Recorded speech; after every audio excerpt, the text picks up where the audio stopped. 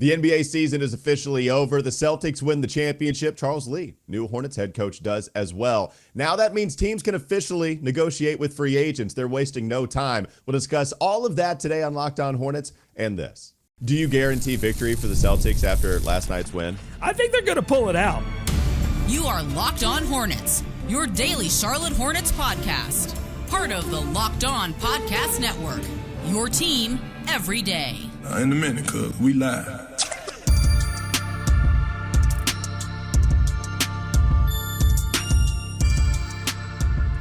It's Locked On Hornets, part of the Locked On Podcast Network. It's your team every day. Thanks for making us your first listen. We're free and available anywhere you get your podcast, and that includes YouTube. Today's episode is brought to you by FanDuel.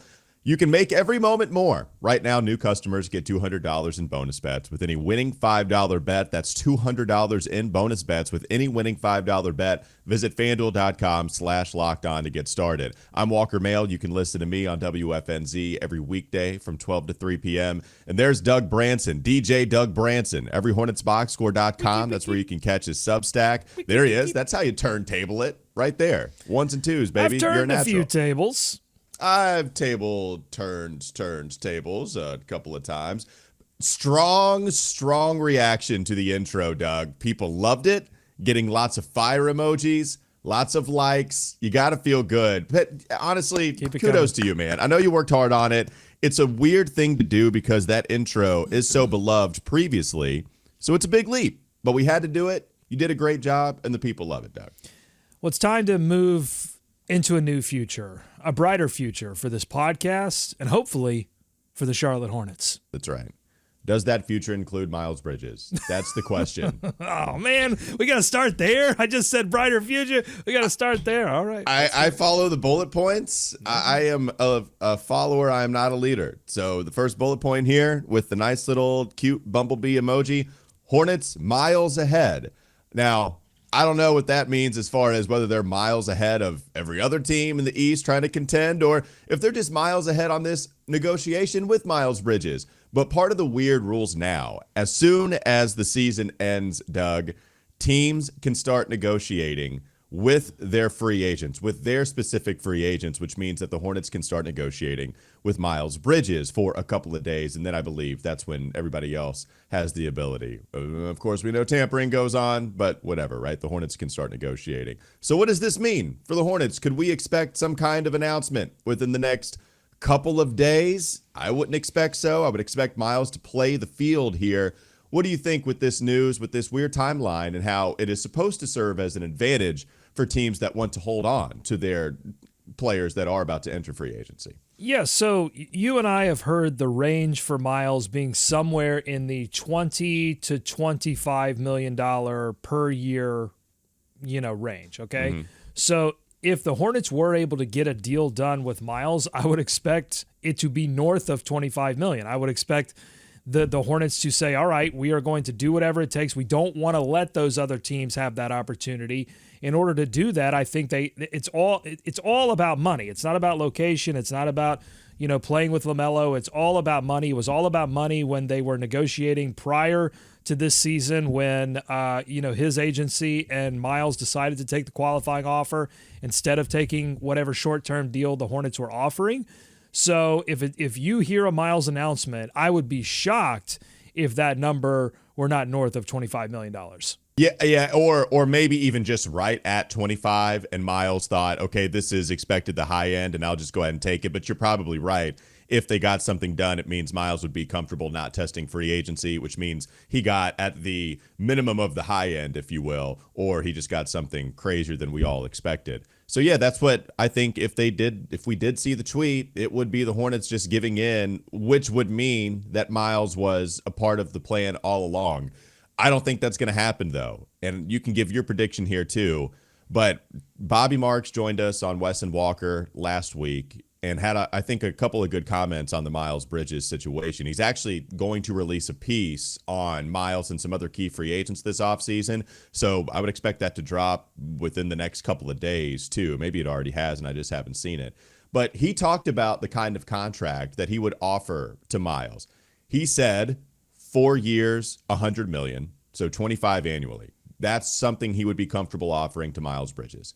But the stipulation would be that the first year would be guaranteed, and then the rest of the contract would be Kevin Porter Jr. style, to where if you got in trouble again, then you would forfeit all of that money. And by the way, that style for Houston really worked out for the Rockets. Like, that was shrewd negotiating on their part, especially because you're taking a chance on a talented player that could possibly help you win games, but you just don't know what's going to happen off of the court. And so once he got in trouble again, the Rockets were off the hook for like $60 million, something like that. And that's what Bobby said he would do. He also discussed how he doesn't think any of these other teams in the NBA, there's like 5 that have cap space: Philadelphia, Orlando, Oklahoma City. Doug, like some contending teams, to where if you're Philadelphia and you go for Miles instead of a Paul George or the typical Daryl Morey type star, it's going to feel underwhelming for Philadelphia and for a team desperate to make Joel Embiid happy and that guy to get Philadelphia over the hump, right? Orlando, I'm not so sure that he fits with Orlando, where they do pride themselves on defense. I just don't know if he is the initiator as much as you would want him to be with that style. Like, I don't think that Miles has a ton of leverage here unless there's another team that's so desperate. Detroit being one, I could see being desperate and just saying, come back home, here's 27, 28 a year. But other than that, Doug, I actually think, like, with the Miles stuff, Hornets might be in a pretty decent spot. Do you see it the same way? Well, they could do what they did with PJ last season. Again, it was different front office, Mitch Kupchak, but he waited until, he really let that play out. He let PJ test the market, and the market said, we're good. Does the market say that to Miles Bridges? Or, like you said, does, a Detroit or another team with now, the contender thing, I don't think he gets 25, even though they have space. I don't know that he gets that 25 million. I think it's, for him, it's probably a choice of, right, do I maximize my dollar amount, or do I go somewhere where I can contend? That'll all be about priorities for Miles, but I don't see him getting $25 million in Philadelphia or some of these other places. Maybe, but I don't see that happening. I think it would, he would have a better chance, I think, of getting the $25 million with Charlotte. For Charlotte, what they have to think about is, do you lock yourself in at $25 million a year for Miles Bridges? Because at that point, that signals to me, if they did that they really believe that the LaMelo, Brandon Miller, Miles Bridges, and Mark Williams core is going to grow into something that can take them into, Eastern Conference contention. Because if you don't go after Miles, it will mean in the short term immediately that you will most likely get worse, because not only do you have to replace his scoring, but you also traded away Terry Rozier, Gordon Hayward, who had major contributions, PJ Washington, to your team as well. You brought some things back in the trade deadline, but you've got to work on filling that, and I'm not sure they can do that this offseason.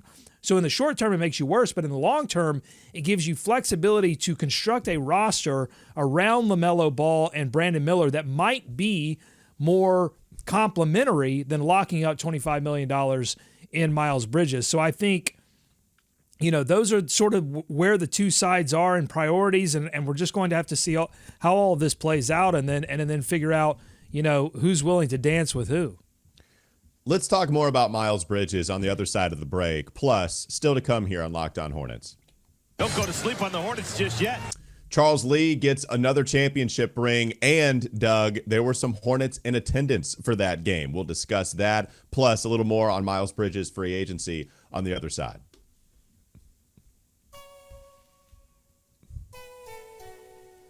Before we do all that, I want to tell you this episode is brought to you by FanDuel. Summertime means baseball. The NBA Finals, although sadly it's over, and plenty more. You can bet it all on FanDuel, and right now new customers get $200 in bonus bets with any winning $5 bet. That's $200 you can use to bet everything from the Finals MVP to who's going to hit one out of the park. You can visit FanDuel.com/lockedon and add a big win to your summer bucket list. Now, we're going to have to wait until after the summer, but we plan on using FanDuel again for Bet the Buzz. I just hope that, one, it goes a lot better for us in the next season, and we actually have some consistency via injuries. I guess we had consistency. It was just that everybody was injured all the time. I'm hoping we know what we're betting on going in to Bet the Buzz. It is key. Maybe that's why we suck so bad. But we're going to try it again. We're going to go to FanDuel once we do. FanDuel, America's #1 sportsbook. More Locked On Hornets ahead. Some of the Miles stuff, Doug, you mentioned how in the short term you get worse because he leaves. And he is one of the more talented free agents out there. You have some big stars. You have some player options that we're trying to figure out. Paul George is an example of that. And Miles is clearly a tier, even with age, below some of those guys. But he's still really talented. We know this already.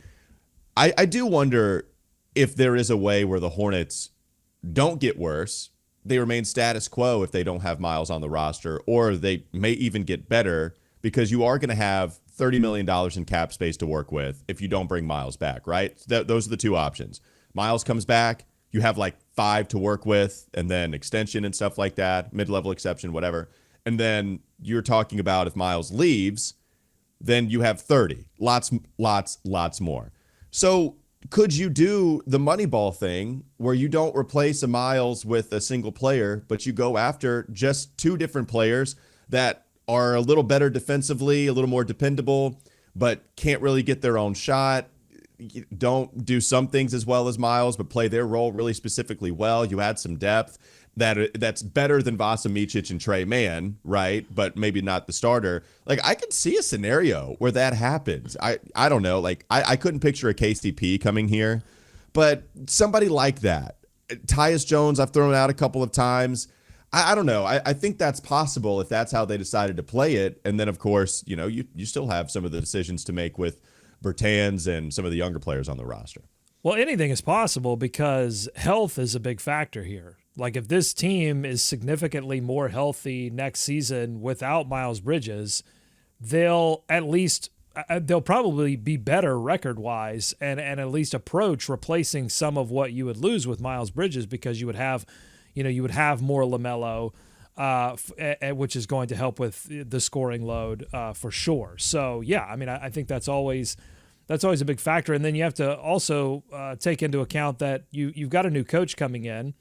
And so everybody's going to have to sort of define somewhat new roles and, figure that whole situation out too.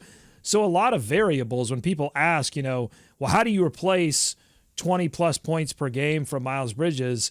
I think you have to step back and ask yourself, like, why did he have those averages last season? And a lot of that had to do with the fact that he was, the primary scorer along with Brandon Miller last season. He's not going to be that if they maintain health next season. So, I'm with you. I think, I would say, like, when I say in the short term you're going to be worse, I just think in the short term it's going to be more difficult to compete when you lose a talented piece like Miles Bridges, but I think it gives you more flexibility to construct a roster that may be able to do a little bit more in the postseason as LaMelo and Brandon Miller grow together. Similar to the way, Jason Tatum and Jaylen Brown have grown together as all-stars, as all-NBA caliber talent.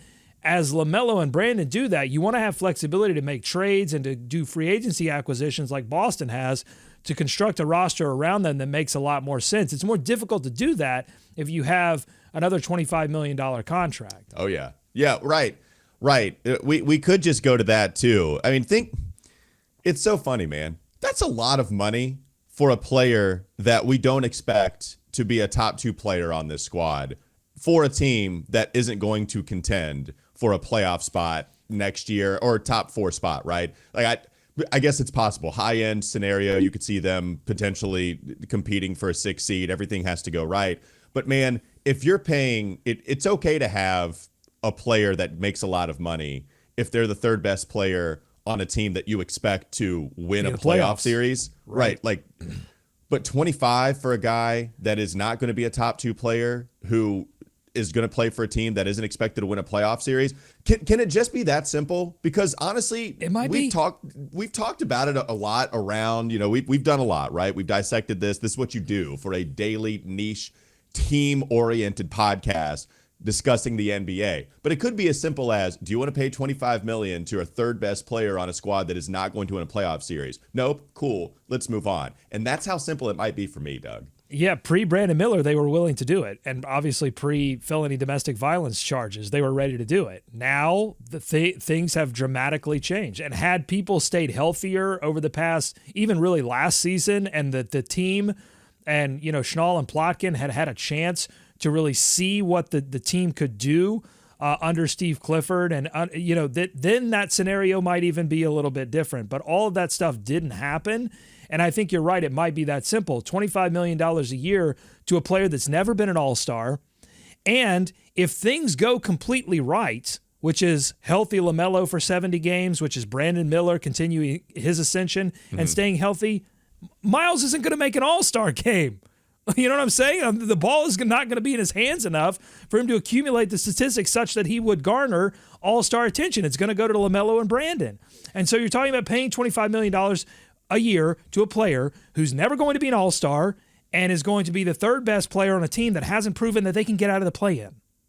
He regressed last year, too, compared to the last time we saw him. In terms of athleticism, yeah. Career averages, people are going to go, well, points, But yeah, watch the games, man. Watch the games, man. We've been screaming that ever since we've been doing the podcast. But right, it might just be that simple. You want to move on? Talk Charles Lee on the other side? For sure. Let's do it. All right. Sounds good. There's the tease. Coming up next on the Locked On Hornets podcast. Don't go to sleep on the Hornets just yet.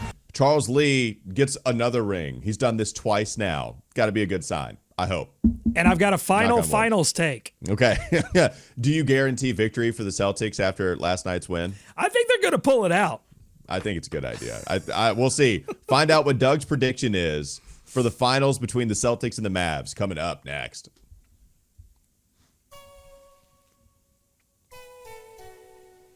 This episode is brought to you by eBay Motors. Passion, drive, and patience, the formula for winning championships, is also what keeps your ride or die alive. eBay Motors has everything you need to maintain your vehicle and level it up to peak performance. Superchargers, roof racks, exhaust kits, LED headlights, and more. Whether you're into speed, power, or style, eBay Motors has you covered. With over 122 million parts for your number one ride or die, you'll always find exactly what you're looking for. And with eBay Guaranteed Fit, your part is guaranteed to fit your ride every time, or you get your money back. Because with eBay Motors, you're burning rubber, you're not burning cash. With all the parts you need at the prices you want, it's easy to make your car the MVP and bring home huge wins. Keep your ride or die alive at ebaymotors.com. Eligible items only. Exclusions apply. eBay Guaranteed Fit only available to U.S. customers. More Locked On Hornets ahead. Doug, Charles Lee gets another championship. He won one with Milwaukee a few years back when he was one of the lead assistants under the Mike Budenholzer tree. We've seen some of those guys get jobs elsewhere. Darvin Ham was on that staff. They all have the Hawks connections. And then Charles Lee, after they get rid of Mike Budenholzer in Milwaukee, they go after Adrian Griffin. That was a train wreck. But Charles Lee actually leaves Milwaukee, goes to Boston, works with Joe Mazzulla, is the lead assistant there, is the first guy on the staff. And sure enough, he wins another ring. Look, you can only love it. There's no downside to winning another championship to me. I know some people were like, well, I hope he just gets into the Spectrum Center a little earlier so he can start working with the players. Nah, man, winning another championship, being experienced, going deeper and deeper into the postseason. To me, I don't see it as any other thing as something positive, and he is getting some quality time with the players. Mark Williams, Brandon Miller, Grant Williams, all in attendance for last night's game, Doug. Well, it's all about cred. Like, he walks into the first meeting with the players and says, I just won a championship with a team that almost every single player was a defensive plus for this team. So what do you think my focus is going to be? And what do you think your focus should be this season? It's improving the defense. I was looking at the numbers from dunks and threes where they have their estimated plus-minus stat. And for the Boston Celtics, they only had three players that were below average in terms of defensive estimated plus-minus. Those three players were Svi Mikhailuk, SU Svi. SU Svi. I saw him. He was in a weird camera angle last night where the first pan they have to the whole team celebrating, Svi is right in the middle. And I thought about tweeting about it. Shout out to SU Svi. And then you've got Luke Cornett, who is only a defensive minus when he's not playing the Hornets. Then he's, when Luke Cornett Beast. turns into Luke Cornett, the Hornet killer, when he plays the Charlotte Hornets. And then Peyton Pritchard is their worst defensive player according to defensive estimated plus minus, but he's a plus 2.1 offensively, which is like 91st percentile. So it's sort of the LaMelo factor. Like, you can be a minus defensively, but you better be plus. This is what Clifford would always say about James Harden. Like, it's okay for Harden to be bad defensively because he's one of the best offensive players in the league. Now, you go to the Hornets. Would you like to take a guess at how many Hornets last year were above average according to percentile in defensive estimated plus minus? Yeah, how many? I mean, I would say, did we get to two? Did we get to two? We got to two. You're exactly right. We had two players. Now, I won't make you guess who they are, but I'll just let you laugh at who they are. It's Cody Martin at plus 2.5, 97th percentile. Probably could have guessed that, honestly, like just from reputation. Probably would have been the guy you guessed. That's the easy one, but he only played 28 games. Now, this next guy played 63 games, but didn't play a whole lot of minutes. He was 56th percentile in defensive plus minus, and that's JT Thor. Yeah. Everybody else, either average. Bryce McGowan's, Trey Mann, Mark Williams were right there at the average. Grant Williams was right there at the average. Bridges was 45th percentile. Amari Bailey, 45th. Seth Curry, 44. And then everybody else was below 40th percentile in defense, all the way down to Brandon Miller, who was a minus 1.4 in the 20th percentile defensively. So this, and by the way, like those stats, the nerds will tell you, rightfully so, right, that number is pretty good at evaluating all things considered, because like the idea is that there's no great stat to evaluate defense. Those are like pretty reputable stats as far as, how good these guys are at D. There are always going to be issues with defensive stats, right, particularly defensive catch-all stats, but you cannot argue with the idea that there were only 3 players for Boston that were defensive minuses, below average, really. And then the Hornets only have 2 that were above average, and those 2 players were not significant factors in their rotation, at least by games played or minutes played, okay?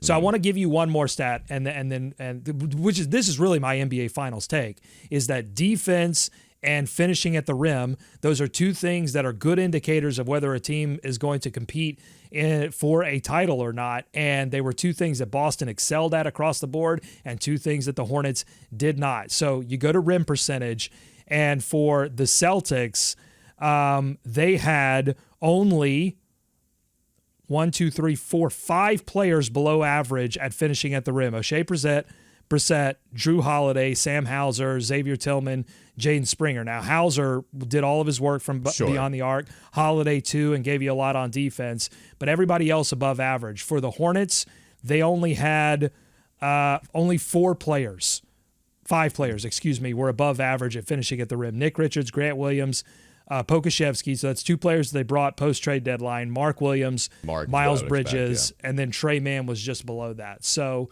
again, another area where they have to clean it up. They have to get better.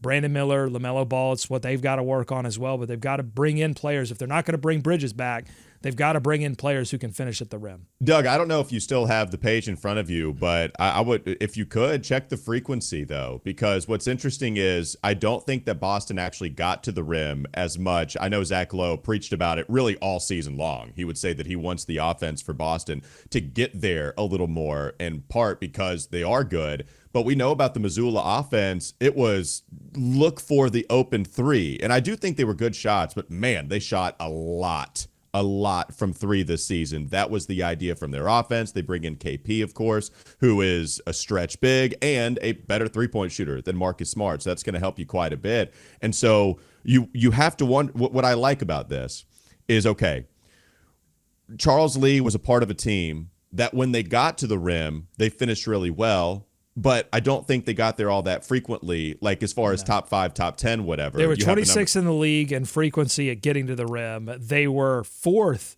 in the league at rim percentage. So they didn't get there a lot, but when they did, they crushed it. Right. So that goes right into the point.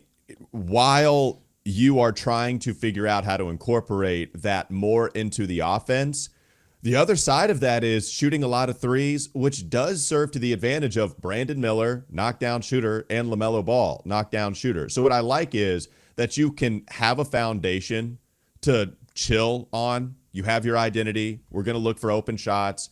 We're going to try to get LaMelo and Brandon open with some of the other shooters on the team, whoever that may be, and also still work at getting to the rim. And maybe we see that percentage increase. Like, part of this is just having Tatum, having Jaylen Brown, like having really good, strong players. And so it's not like you can bring all that strength from all the guys that we're talking about and apply it to the Hornets. But maybe there are some tricks of the trade. Like, I go back to Charles Lee working with Grayson Allen, right? And Grayson working a lot more off of the ball, off of screens, getting to the rim more. That was something he mentioned in some of the audio that we played. I do think that that's a part of the teachings of Lee. Like, I'm excited about this coach, man. I'm excited about the staffs. It feels like we're getting this guy on the rise. It feels like we're getting someone that has been very respected when he's as hot as ever, right? You can't get elite. You can't get somebody as hot as Charles Lee. The guy, lead assistant on a championship team, has been in interviews before. I'm allowing myself to get excited and to be hurt again, Doug. Well, and if Lee can't get some buy-in defensively, from LaMelo Ball and others, then I don't know who can. And I don't know how LaMelo Ball could have watched this finals with how Dallas struggled to defend with their top players. And walk away from that and go, I'm good being the level of defensive player that I am. Again, I don't think anyone expects LaMelo Ball to be an elite defensive player with how big he is for their offense, but there has to be some improvement because that's what Boston showed. Boston showed that you have to have defensive buy-in across the board, but you can't do it. You can build a team around two players that you drafted and then use every available tool, trades and free agency, to help build a roster. And that's what Boston did, from Drew Holiday to Al Horford, and then you make some savvy picks, to fill in the rest of your sort of role player roster. KP, the trade that brought, or I think that was a trade acquisition for KP. Yeah. So, again, I hope that I know that Jeff Peterson, at least I know it in my heart. I can't know it for sure. I have no evidence. But I got to think that Jeff Peterson looks at this and goes, I can make an impact in every single one of these areas to transform this team and transform this offense and transform this defense into something that's a little bit more balanced and a little bit more competitive. Well, Doug, the better example might be Dallas, because there's no perfect example, but with Boston, it's okay, go get elite defenders all across the board, and Derek White and Drew Holiday, and then KP, who's a good rim protector that can shoot. Oh, and have it all start with the richest player in NBA history, and then Jason Tatum, who's going to get the second biggest contract, right? Or he's going to get the next big contract.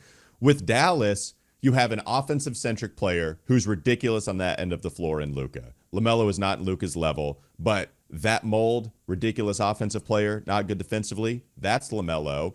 And what did Dallas do surrounding him? You had some up and down years. You get to the Western Conference Finals. You don't even reach the playoffs because you decide to tank. But with that draft pick, you select a really good defensive young center in Derek Lively. And then at the trade deadline, you go out and you get players who weren't all-stars, but you picked them off of teams that were towards the bottom, and P.J. Washington and Daniel Gafford. Both of those guys had excellent moments in the postseason. And then you just had your two stars in Kyrie and LaMelo in the backcourt really help. But what did they win with? Vastly improved defense, Doug. Their defense improved a ton. And they don't have all of the elite style defenders that Boston does. So maybe even Dallas is the example. Okay, Charles, we don't have the defenders, right? But Dallas gets so much better on that end with the nice organizer and Sean Sweeney we've talked about before. Maybe that's the mold you look at. Yeah, you might be right. I wonder if that PJ Washington guy is gettable. I wonder if they could. I wonder if they could get that guy back home. No. Look, I think there are a number of different ways to get there. And look, if you're telling me that they're Dallas, I'm going to tell you, well, that's not enough to win a championship. But guess what? It's enough to win playoff series. Oh, yeah. And we'll take it. Look, they got punked. Dallas got punked in that finals. I would take that. Give me the Hornets getting punked every year for the next 5 years in the NBA Finals. I'm absolutely taking it, and I'm going to enjoy the ride. No, the point stands. Charles Lee, champion, built off of defense. can that message get through to this team? And you're right. I think you put it well. If it can't from him, if he can't get through, then it's big time blow up, like for the Hornets, because at that point you just got to reset everything and find new players that will defend. And open your eyes and open your ears, because now Charles Lee is unleashed from Boston. Now he gets to join Charlotte and talk about what he expects from this team, what he wants to build. I hope he cleans up that lean years comment that he made to Mark Spears. What does that mean? Yeah. I mean, we didn't talk about that in the Miles Bridges segment, but if they have talked about lean years coming up, I can't. How do you sort of make that work with giving $25 million a year to Miles Bridges? I don't know. Yeah.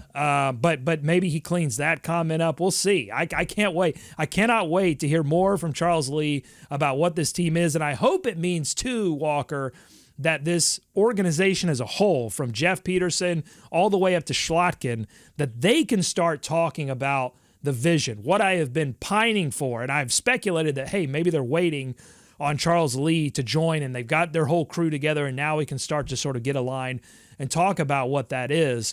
But, I think the fans deserve to know what the bleep is going on and what the vision is for this team beyond sustainable success. Like, I'm tired of hearing about sustainable success. I want to hear about what the actual plan is for moving this team into playoff contention. Yeah, should get an announcement on the Charles Lee introductory press conference at some point, maybe today. Maybe, perhaps I would imagine the next two, and we'll keep you updated on that. Of course, we'll be there to cover it. Also, stay tuned for just this NBA draft announcement. Just for not necessarily Locked On Hornets, but perhaps we can go hang out and see who the Hornets are going to usher in with the 6th overall selection. Got some stuff working with WFNZ, so that'd be cool if the Locked On crowd could go out there. Just keep your ears open, as Doug said. That'll do it for Locked On Hornets. Thanks for making us your first listen. Go check out everyhornetsboxscore.com now. Do it right now. Make that your second read after you read some of these nice bullet points that Doug puts up on our podcast on YouTube, and then you can listen to us anywhere you get your pods. I'm Walker Mail. Listen to me, WFNZ, every weekday from 12 to 3 p.m. Have a great rest of your day. We'll be back with you tomorrow. Bye-bye.